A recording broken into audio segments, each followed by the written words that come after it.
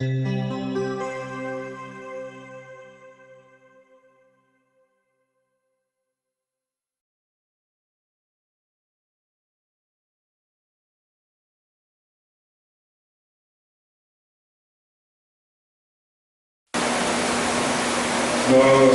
hoje chegamos ao texto que vamos examinar, na Epístola aos Romanos. Convido você a abrir sua Bíblia, no capítulo 10.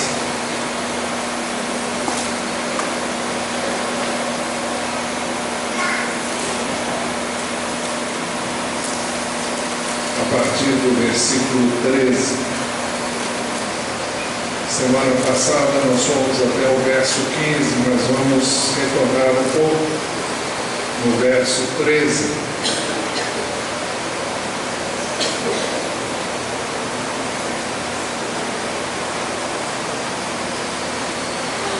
Porque todo aquele que invocar o nome do Senhor será salvo.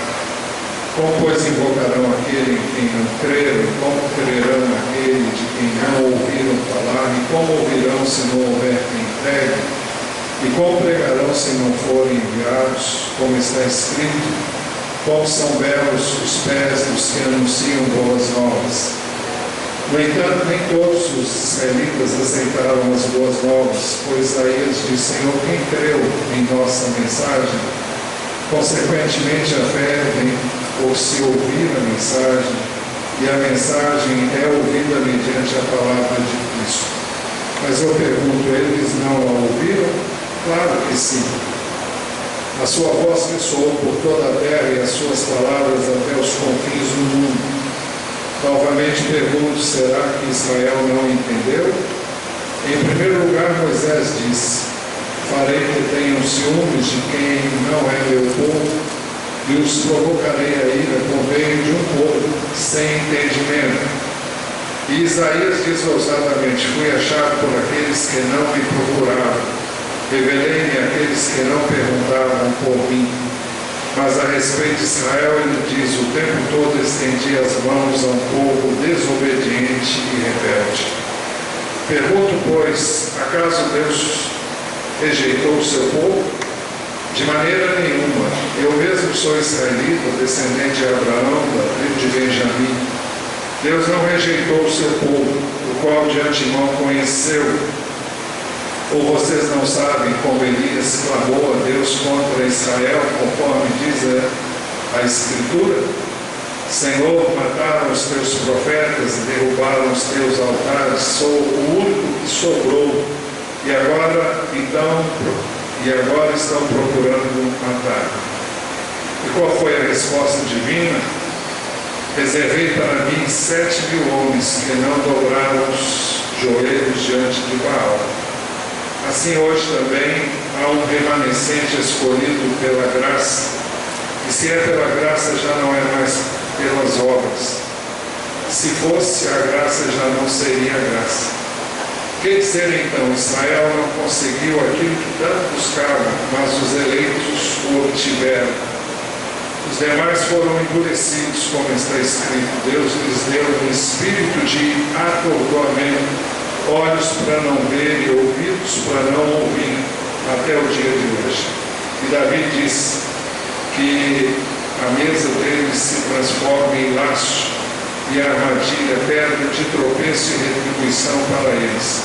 Escureçam-se os seus olhos para que não consigam ver, e suas costas fiquem encurvadas para sempre. Esse é o texto que nós queremos examinar.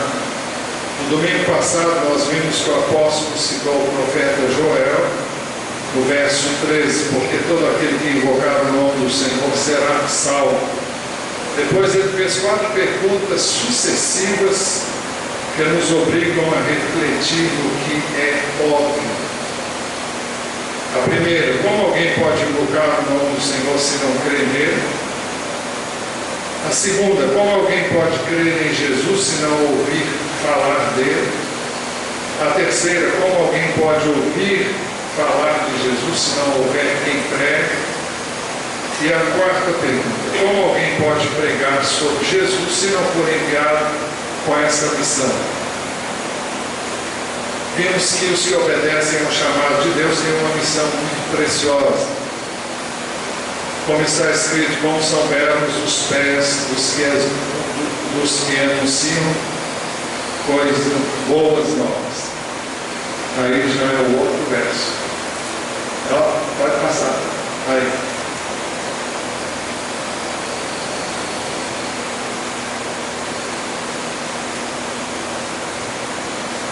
Está faltando a referência aí, é Romanos 10, 15b.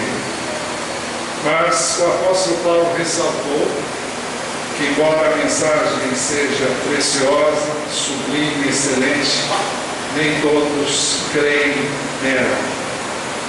Ele diz, no entanto, nem todos os israelitas aceitaram as boas novas, pois Isaías diz, Senhor, quem creu em nossa mensagem? O apóstolo Paulo está citando aqui Isaías 53, 1, e diz exatamente assim. Nós temos aqui uma profecia específica, então, quanto à rejeição de Israel à pessoa e ao ensino de Jesus. Então, desde muito, isso já estava previsto através de vários profetas, como nós vemos agora e vamos ver depois. Mas o apóstolo Paulo mostrou que a fé que salva só pode manifestar-se quando a mensagem é anunciada. Vamos voltar um pouquinho. Ele ressaltou que, embora a mensagem seja preciosa, sublime, excelente, nem todos creem nela. E agora ele mostrou que a fé que salva só pode manifestar-se quando a mensagem é anunciada. Ele diz, consequentemente, a fé vem por se ouvir a mensagem, e a mensagem é ouvida mediante a palavra de Cristo. Poderíamos demorar aqui mais do que vamos fazer.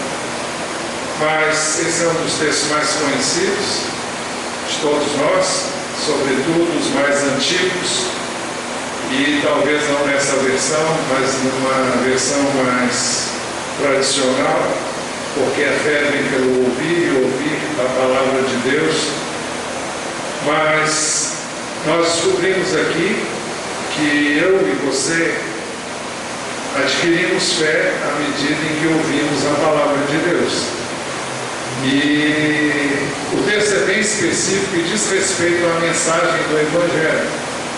Para que alguém possa crer, é necessário que a mensagem do Evangelho seja anunciada, é necessário que a pessoa ouça, e então ela poderá crer e poderá vir a ser alcançada.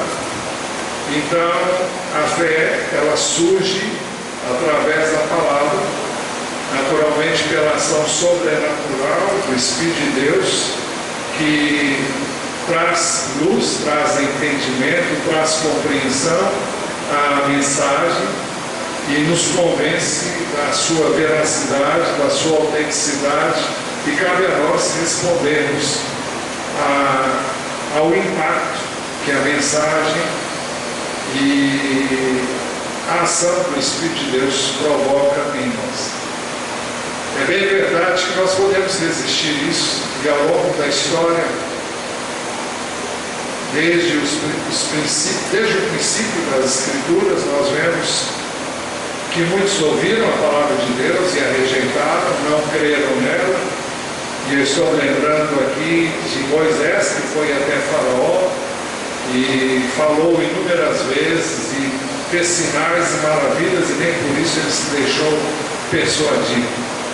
Mas a palavra de Deus, ela deve ser continuamente transmitida, e nós devemos crer que Deus vai operar sobrenaturalmente, trazendo convicção da sua autenticidade e veracidade. Nós temos dito aqui algumas vezes da importância de não discutirmos acerca de religião. E, de fato, não devemos mesmo, porque toda e qualquer discussão nesse sentido só levanta barreiras e obstáculos entre você e a pessoa que você quer alcançar.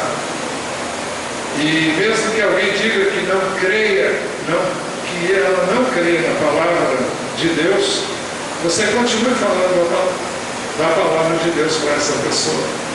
Continue citando o texto, continue falando como se ele cresce. Ele disse: olha, eu não creio nisso, mas você continua falando. Não como alguém que vai ficar, o cara, olha, eu não quero ouvir, tá bom. Você não vai falar para quem não quer ouvir. Mas nem por isso você vai deixar de falar dessa palavra, vai deixar de viver essa palavra e de fazer com que as pessoas vejam que você crê realmente que essa palavra é verdade. Mas é por isso mesmo que o apóstolo Paulo chama-nos a refletir sobre o fato de que o fato de Israel ter rejeitado a pessoa e o ensino de Jesus Cristo. Ele faz isso através de perguntas que ele mesmo responde. Esse é um método que ele sempre utilizou, especialmente na Epístola aos Romanos, e principalmente na Epístola aos Romanos e na Epístola aos Gálatas. Ele faz isso em toda a Epístola. Mas a primeira pergunta que ele faz: porventura eles não a ouviram? Se a fé vem pelo ouvir e ouvir pela palavra de Cristo, eles não ouviram? Ele responde: claro que sim. A sua voz ressoou por toda a terra e as suas palavras até os confins do mundo. Ele está citando aqui o Salmo 19, o verso 4, onde lá a gente pode ler: mas a sua voz ressoa por toda a terra e as suas palavras até os confins do mundo. Ele a citou literalmente. Então a pergunta que ele faz: porventura eles não ouviram? E ele responde: claro que sim. A sua voz ressoou por toda a terra e as suas palavras até os confins do mundo. Seria o caso de perguntar: quando isso aconteceu e como isso aconteceu? Isso aconteceu quando Jesus deu aos seus discípulos a missão de anunciar o Evangelho. Ele disse em Mateus 28:19, portanto, vão e façam discípulos de todas as nações. Isso aconteceu quando a ordem de Jesus foi obedecida e todo mundo de então ouviu a mensagem do Evangelho. Todo o Império Romano literalmente teve a oportunidade de ouvir a mensagem de salvação. Em Atos 17, fala sobre os crentes em Tessalônica e como o Evangelho chegou até eles, e eles disseram que não eram cristãos. Esses homens que têm causado alvoroço por todo o mundo, agora chegaram aqui. Ou esses que têm alvoroçado ao mundo, também chegaram aqui. Quem está dizendo isso não são os crentes de Tessalônica, mas são as pessoas que viram a mensagem chegar até eles.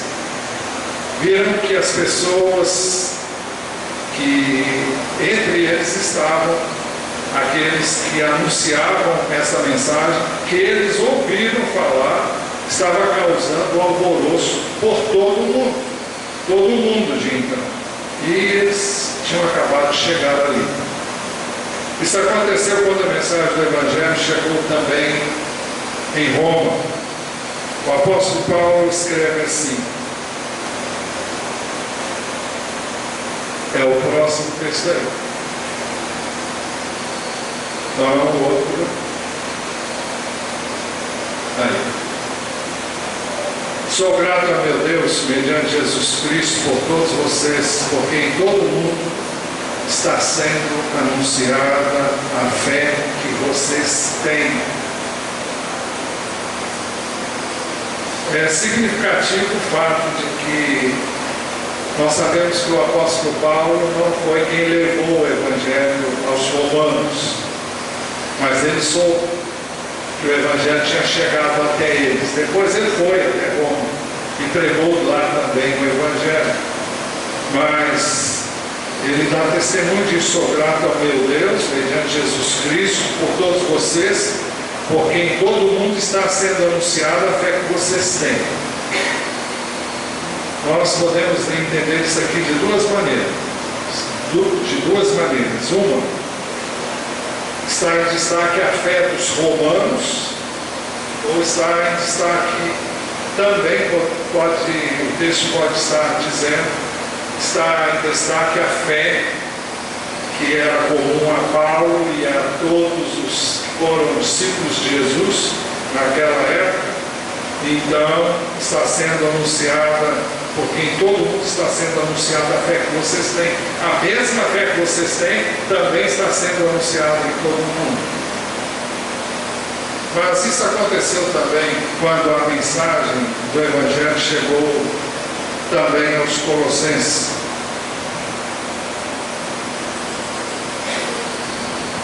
O final do versículo 5 diz assim: o Evangelho que chegou até vocês, por todo o mundo este Evangelho vai frutificando e crescendo, como também ocorre entre vocês, desde o dia em que o ouviram e entenderam a graça de Deus em toda a sua verdade.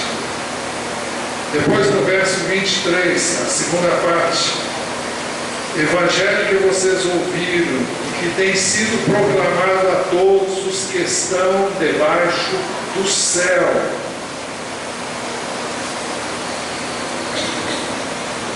Nós temos que entender que na época do apóstolo Paulo, o Evangelho foi pregado no mundo inteiro. O mundo conhecido de então, o mundo mais desenvolvido de então, com certeza muitos lugares remotos o Evangelho não terá chegado lá, mas como um todo, como o mundo conhecido de então tinha ouvido, estava ouvindo a mensagem do Evangelho. É por isso que a primeira pergunta foi: porventura eles não a ouviram?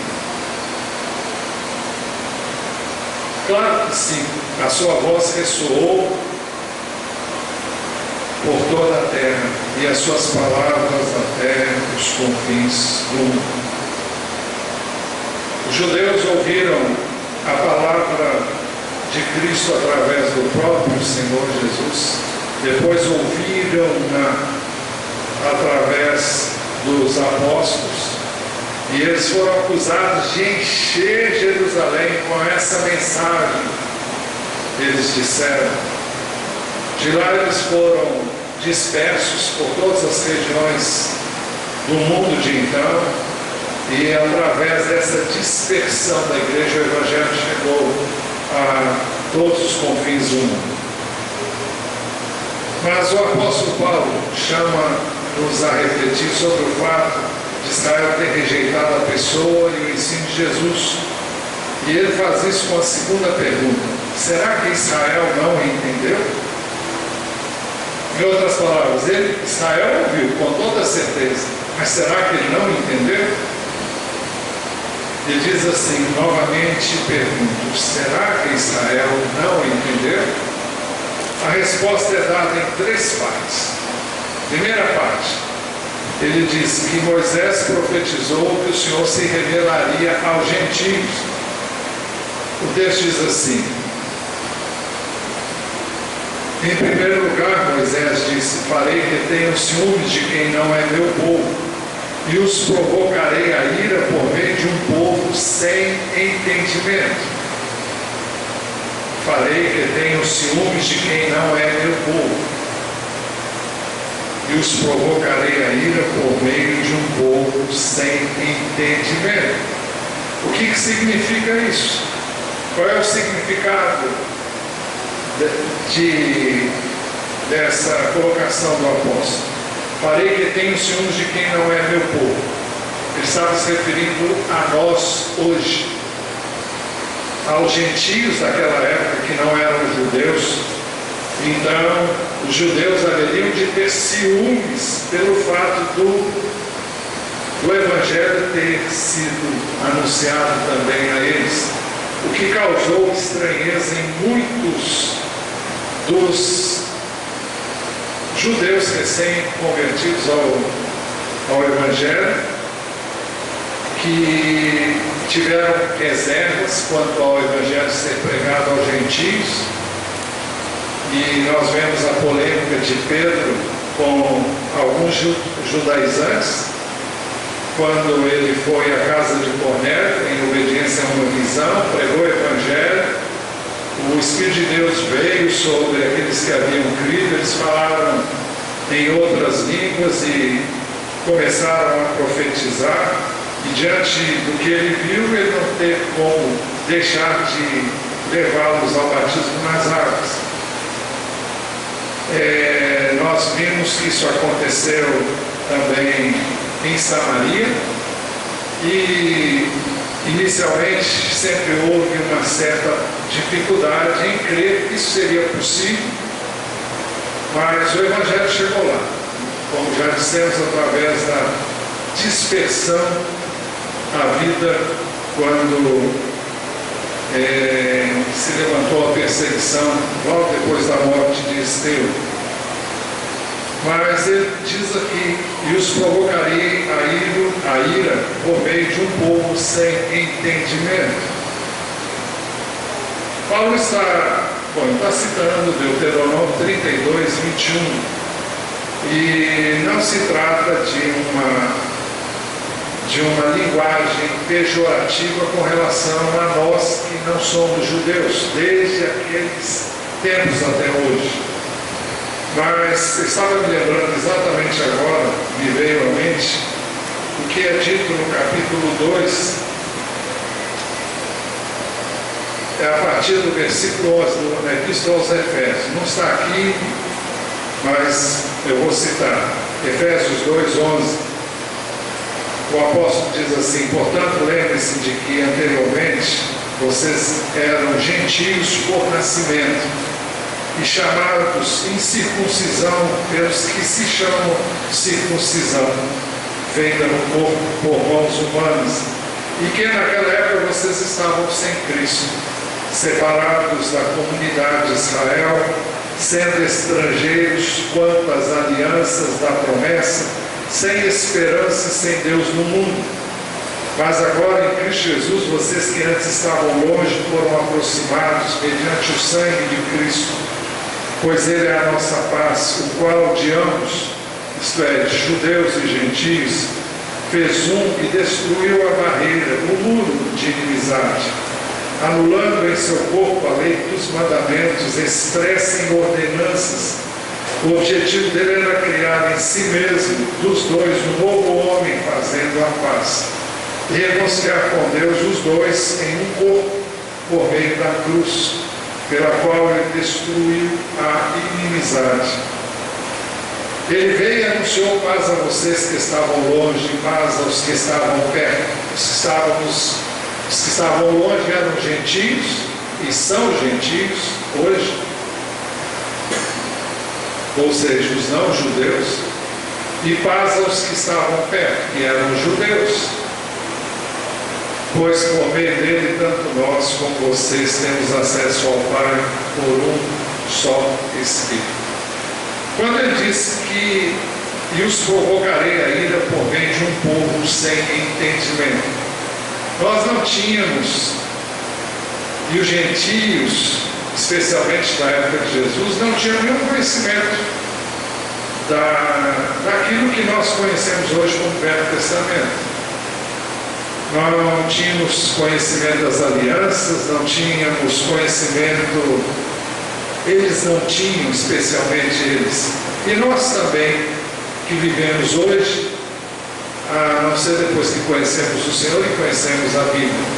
Mas hoje, qualquer pessoa que viva nesse mundo não entende bolufas do Velho Testamento. As Escrituras para eles são coisas estranhas, coisas que fogem ao conhecimento deles, na sua maioria. Então, voltando aqui, a segunda pergunta que o apóstolo fez: será que Israel não entendeu? A resposta, dissemos, é dada em 3 partes.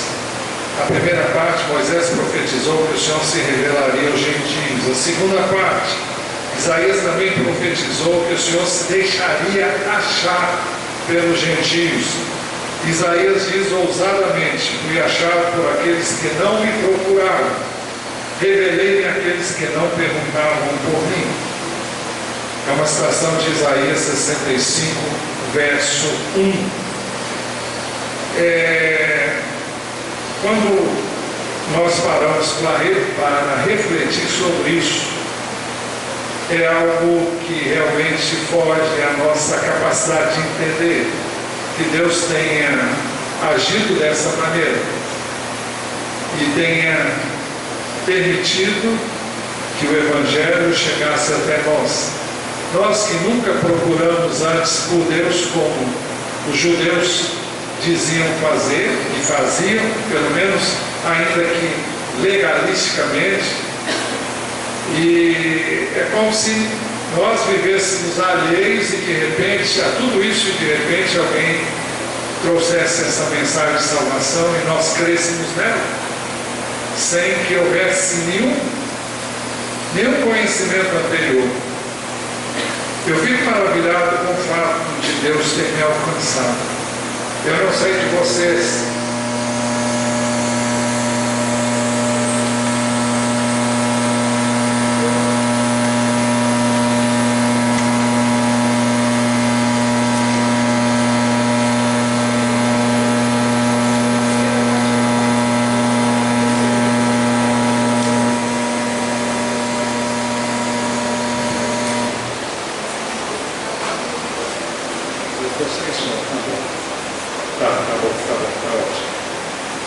mas eu fico maravilhado com o fato de Deus ter me encontrado, ter me achado. Eu me sinto um privilegiado. Eu creio que se você sente menos que isso, era bom você refletir no tipo de experiência que você tem com Deus. Porque realmente o fato do Evangelho ter chegado até cada um de nós, a mim em particular. Tem gente que tem um preconceito enorme com os americanos. Eu amo os americanos. Amo os americanos porque desde a infância eu tive contato com missionários que vieram lá da outra América e que vieram, deixaram tudo que podiam usufruir num país como são os Estados Unidos, e vieram muitas vezes, embrenharam-se no interior desse país, e nós conhecemos o Evangelho aqui no Brasil, o Evangelho pregado pelos evangélicos através de missionários que vieram de outras terras. E nós temos que ter muito cuidado, até porque a acepção de pessoas não é coisa da Bíblia, não é coisa que a palavra do Senhor nos ensina. Mas eu tive uma influência extraordinária de missionários americanos na minha vida desde a infância. Eu estudava lá em Belo Horizonte, no Colégio Batista, e todas as quintas-feiras havia o que naquele tempo se chamava Assembleia. Todos os alunos se reuniam e lá cantávamos alguns corinhos, e corinhos bem simples, e lá pelas tantas um deles se levantava para trazer a mensagem. E eu ouvia aquelas histórias e ficava maravilhado, era criança naturalmente.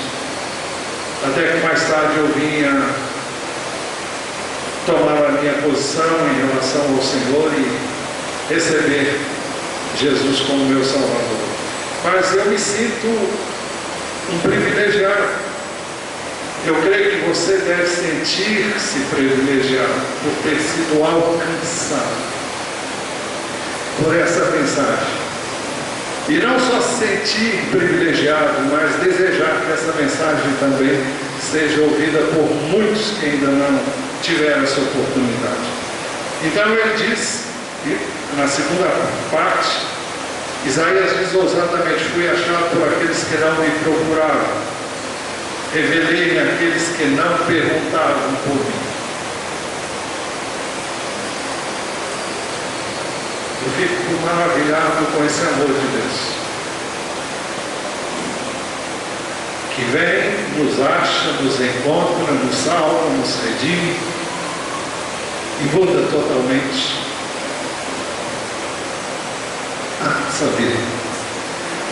Mas a pergunta: será que Israel não entendeu? Vamos para a terceira parte da resposta. Ele explica porque o Senhor se deixara achar pelos gentios como fora previsto por Moisés e Isaías. Ele diz: mas a respeito de Israel, ele diz: o tempo todo estendi as mãos a um povo desobediente e rebelde. Esses são os últimos versos citados em Romanos capítulo 10. É uma citação de Isaías 65:2. Mas o que Deus está dizendo é o seguinte: olha, eu falei uma vez, falei duas, e estendi as mãos a um povo que nunca me deu ouvidos, que foi desobediente e rebelde à minha palavra. E é isso que a palavra de Deus diz e explica o fato do Evangelho ter sido levado aos gentios, uma vez que Israel, como nação, recusou, rejeitou Jesus e o que ele veio ensinar. Então, a segunda pergunta: será que Israel não entendeu? Claro que entendeu, mas rejeitou a mensagem de Deus por desobediência e rebeldia. Mas o apóstolo Paulo chama-nos a refletir sobre o fato de Israel ter rejeitado a pessoa e o ensino de Jesus Cristo. E ele faz isso através de perguntas que ele mesmo faz e responde. A terceira pergunta que ele faz: acaso Deus rejeitou o seu povo? E quando ele fala em seu povo, ele está se referindo ao povo de Israel, ao povo que ele elegeu através de Abraão e a quem ele fez promessas de, por meio dele, abençoar todas as famílias da terra. A resposta, bom, ele diz assim literalmente: pergunto, pois, acaso Deus rejeitou o seu povo? Ele responde: de maneira nenhuma. Para provar isso, o apóstolo usa dois exemplos que mostram que Deus não rejeitou o seu povo. O primeiro exemplo é ele mesmo, o próprio apóstolo Paulo. Ele diz assim: eu mesmo sou israelita, descendente de Abraão, da tribo de Benjamim, ou seja, eu sou parte do povo de Deus. Eu sou parte de Israel. E a evidência de que Deus não rejeitou o seu povo como um todo está no fato de que ele me alcançou. Alguém poderia argumentar que Paulo seria um caso isolado, mas o apóstolo Paulo cita o caso de Elias, o profeta Elias e os 7.000 que não se curvaram diante de Baal. Ele diz assim: Deus não rejeitou o seu povo, o qual de antemão conheceu. Ou vocês não sabem como Elias clamou a Deus contra Israel, conforme diz a Escritura?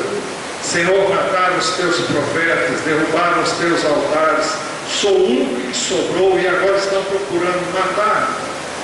É uma referência ao que Elias disse quando, depois de ter aniquilado os profetas de Baal, que eram milhares, ele se vê perplexo, depois de ver Deus fazendo maravilhas, ele soube que Jezabel estava em seu encalço e que prometeu que ia tirar a vida dele.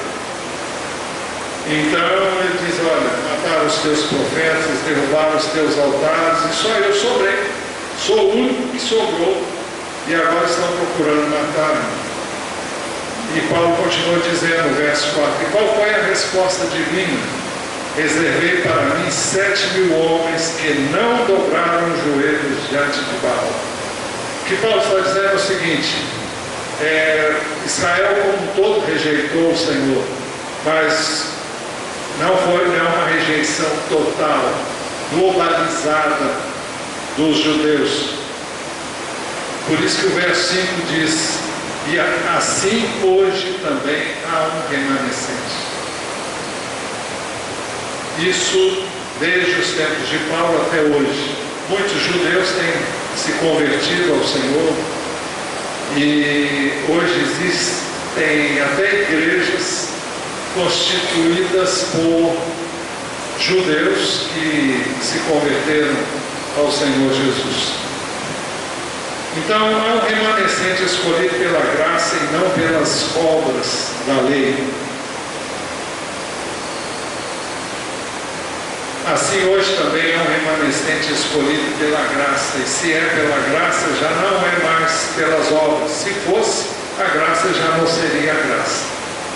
Naturalmente, esse remanescente, esses que hoje se constituem no remanescente de Israel, ou seja, o resto, ou aquela porção que não rejeitou o Senhor, foi escolhido pela graça.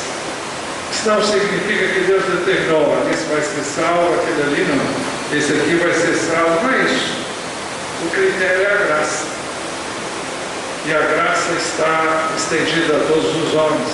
A palavra de Deus é clara em dizer que Deus deseja que todos os homens sejam salvos e cheguem ao pleno conhecimento da verdade.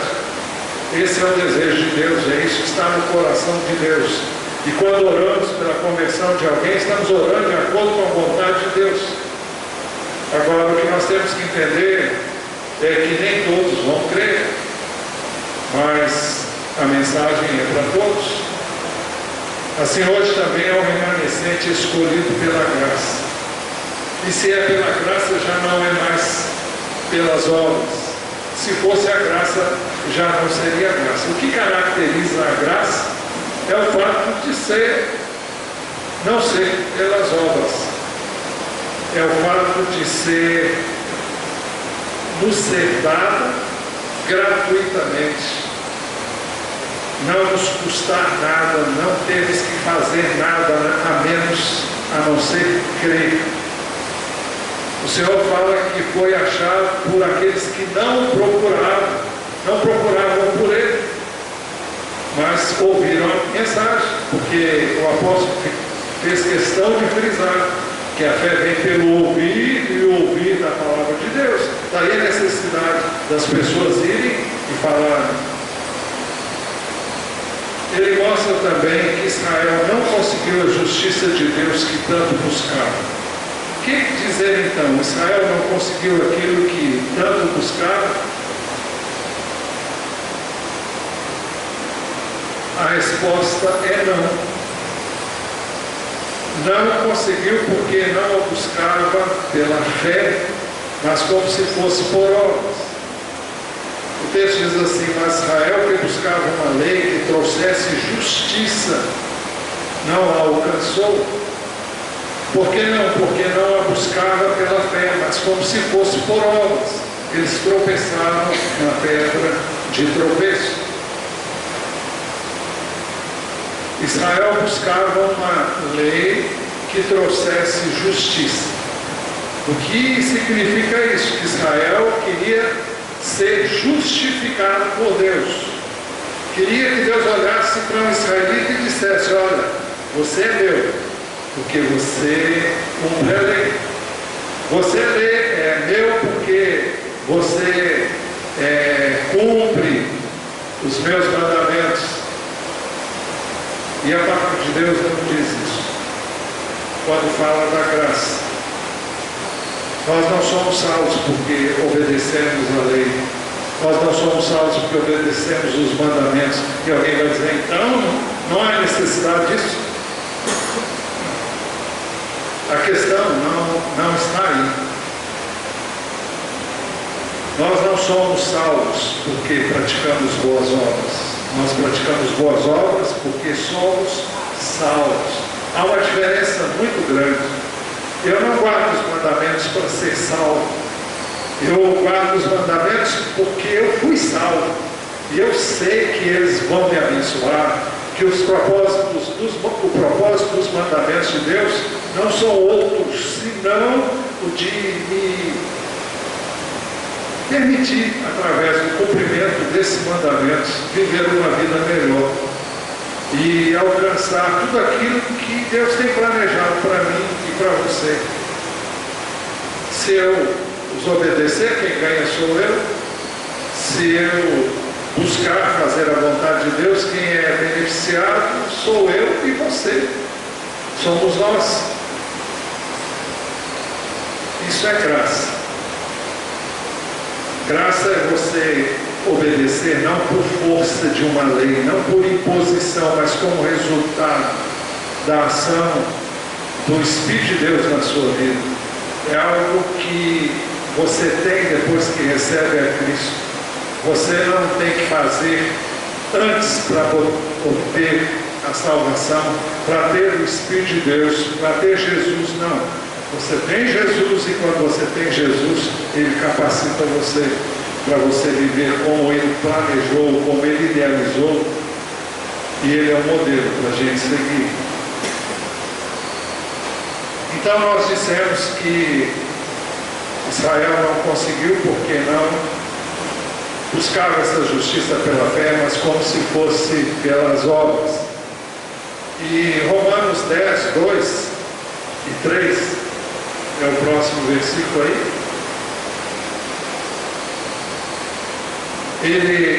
Nós já vimos isso no domingo passado.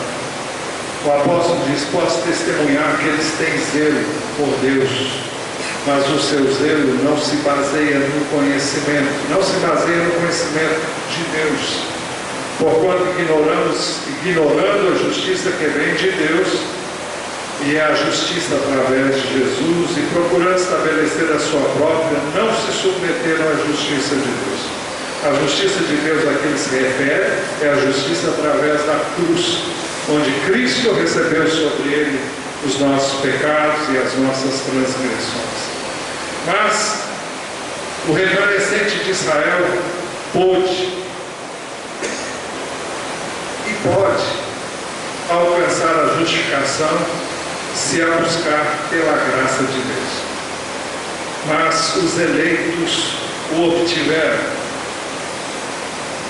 ou seja, obtiveram a justificação pela fé em Jesus. É por isso que os eleitos têm a justificação pela graça e não pelas obras. É o próximo texto. Pode passar. Exato. Assim hoje também há um remanescente escolhido pela graça. Aliás, acho que já lemos isso. Já lemos. Assim hoje há um remanescente escolhido pela graça, e se é pela graça já não é mais pelas obras. Se fosse a graça já não seria a graça. O texto também mostra que os demais foram endurecidos. Diz exatamente isso, os demais foram endurecidos. E diz mais, que foi Deus quem os endureceu. Eu sei que isso pode chocar muitos. O texto diz como está escrito: Deus lhes deu um espírito de atordoamento, olhos para não ver e ouvidos para não ouvir até o dia de hoje. Isso estava previsto em Deuteronômio 29:4 e em Isaías 29:10. São esses textos que estão mesclados e são citados aqui pelo apóstolo Paulo. E ele cita também Davi. Davi diz que a mesa dele se transforme em laço e armadilha, pedra de tropeço e retribuição para eles. escureçam-se os seus olhos para que não consigam ver e suas costas fiquem encurvadas para sempre. Eu sei que é uma linguagem muito forte e pode parecer que Deus literalmente rejeitou o seu povo. Mas o texto mostra que eles foram endurecidos porque eles rejeitaram a justiça de Deus. Eles rejeitaram o plano de Deus, rejeitaram o propósito de Deus. Então,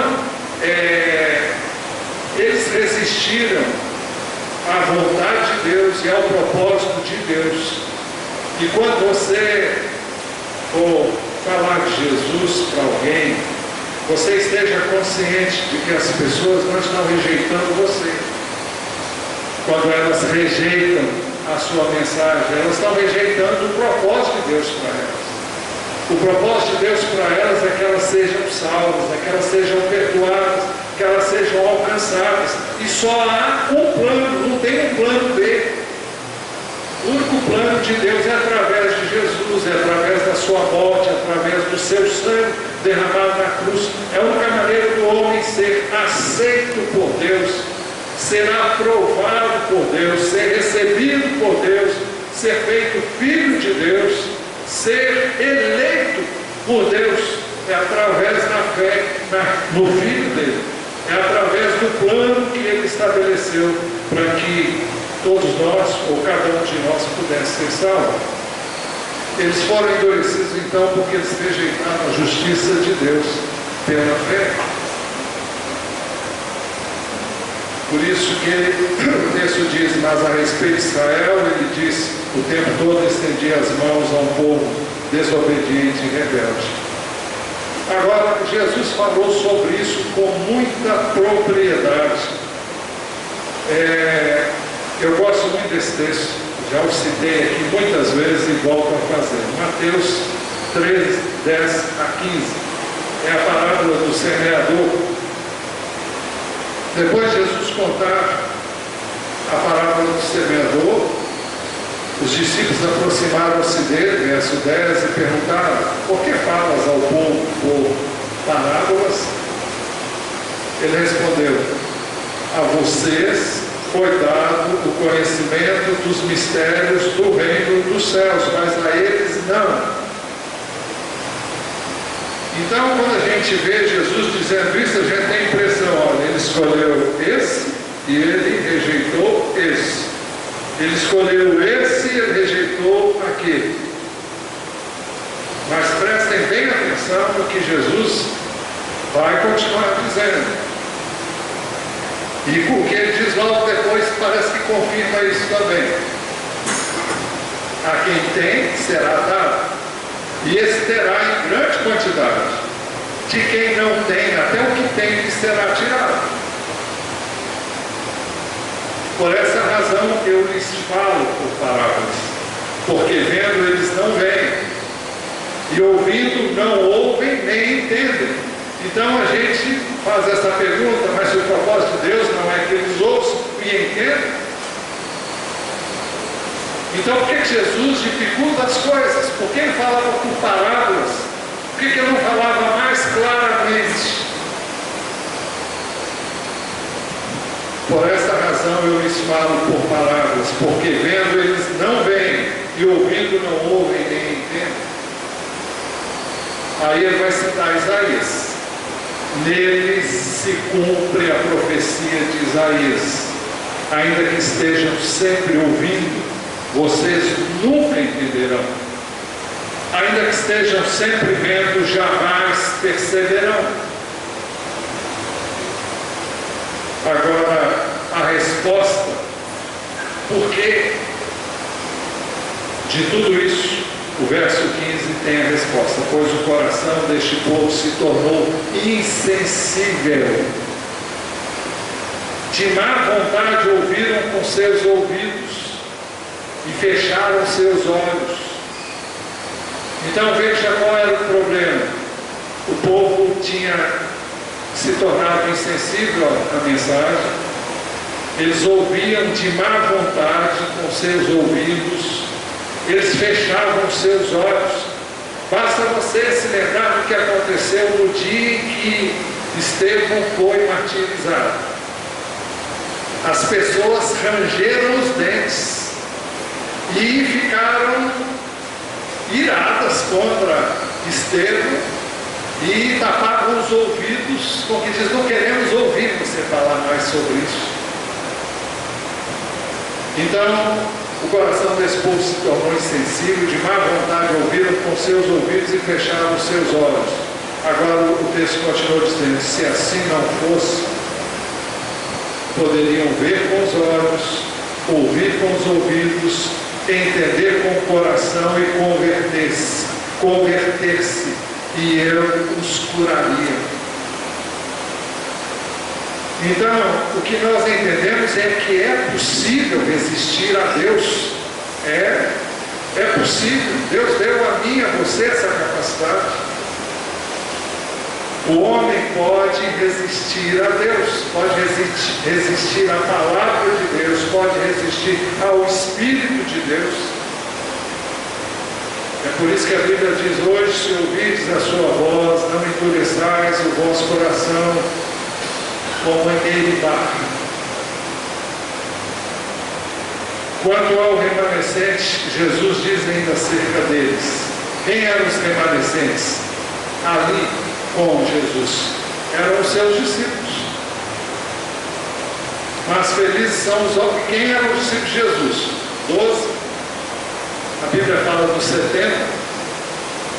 A Bíblia diz que no dia de Pentecostes eles eram 120. E daí por diante já não eram mais judeus, porque, bom, ali ainda era, até um certo ponto do capítulo, até o capítulo 8 ainda eram judeus, depois a coisa foi para os gentios. No capítulo 8 em diante, o Evangelho já chega aos gentios. Mas Jesus diz acerca dos que estavam ali: mas felizes são os olhos de vocês porque veem, e os ouvidos de vocês porque ouvem. Pois eu lhes digo, muitos profetas e justos desejaram ver o que vocês estão vendo, mas não viram, e ouviram o que vocês estão ouvindo, mas não ouviram. Jesus está falando daqueles que profetizaram acerca dessas coisas, e que anelavam, que ansiavam por ver isso acontecendo. E os discípulos de Jesus estavam vendo isso acontecer. Estavam vendo Jesus, foi um privilégio enorme conviver com Jesus. Mas ainda assim, mesmo vivendo hoje, muito tempo depois de Jesus ter vindo ao mundo como homem, eu me sinto privilegiado. Eu me sinto, como ele diz aqui, mas felizes são os olhos de vocês porque veem. Eu sou grato a Deus porque eu vejo. Eu sou grato a Deus porque eu ouço. E você deve ser grato a Deus se você vê, se você ouve, se você recebe essa mensagem, se você acolhe no seu coração, se você tem crido em Jesus, se você tem recebido Ele, você é muito feliz. Porque Jesus é o maior tesouro que alguém pode ter. Você pode ter o que tiver, que o mundo oferece, e você não tem Jesus, não tem nada. Pois eu lhes digo a verdade, muitos profetas e justos desejaram ver o que vocês estão vendo, mas não viram, e ouvir o que vocês estão ouvindo, mas não ouviram. Conclusão. Vale a pena perguntar: será que temos crido na palavra de Deus para a nossa salvação? Eu não sei se entre nós há alguma pessoa que até o momento ainda não creu. Eu não estou falando de você crer em Jesus como se crê em Pedro Álvares Cabral. Quem foi Pedro Álvares Cabral? Quem queira discutir isso, mas eu não escuto não, aprendi assim, é assim que eu ouvo. E quem descobriu o Brasil foi Pedro Álvares Cabral. Tá. Tá, a história diz que foi, pelo menos a história que eu ouvi. Tá, e o que isso muda na minha vida? Nada. Saber disso não faz nenhuma diferença para mim, a não ser o conhecimento intelectual.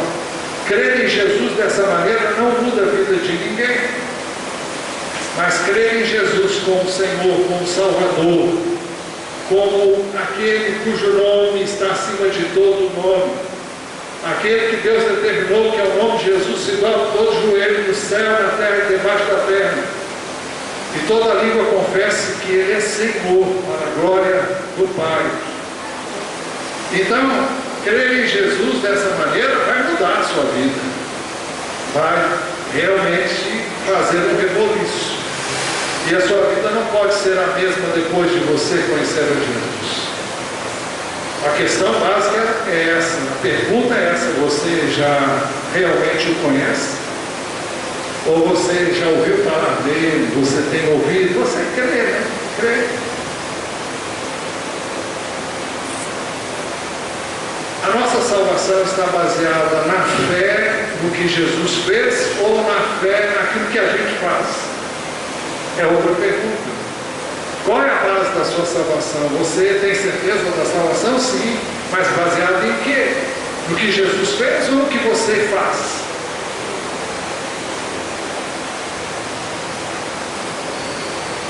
Ainda um pouco mais para frente, será que temos dado crédito à palavra de Deus quanto à nossa conduta? Os que são solteiros na constituição de um lar, na escolha do cônjuge, no namoro, no noivado, no casamento, nós estamos dando crédito a Deus no nosso lar, na nossa maneira de ser como maridos, na nossa maneira de ser como mulher, como filhos, como irmãos, na área profissional, como é que eu vivo como patrão? Eu creio nessa palavra, eu procuro viver essa palavra.